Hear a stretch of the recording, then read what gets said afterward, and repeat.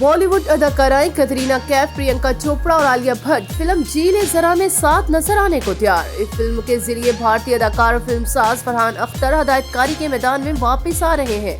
इससे कबल इनकी तवज्जो अदाकारी पर मरकूज थी। फरहान अख्तर ने एक दहाई कबल डॉन 2 की हदायत दी थी और अदाकारी का सफर जारी रखा था।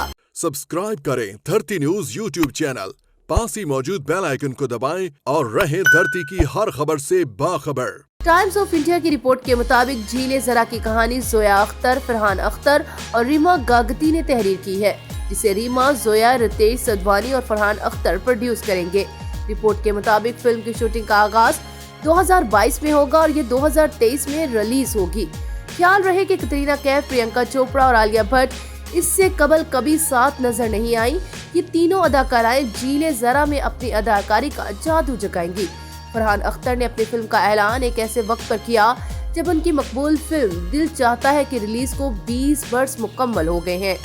समाजी राब्ते की वेबसाइट ट्विटर पर की गई ट्वीट में फरहान अख्तर ने लिखा कि किसी ने रोड ट्रिप किया है। उन्होंने कहा कि वो बतौर हदायतकार अपनी आने वाली फिल्म का ऐलान करने पर काफी पुरजोश है और इसलिए दिल चाहता है को 20 वर्ष मुकम्मल होने से ज्यादा बेहतर दिन नहीं हो सकता।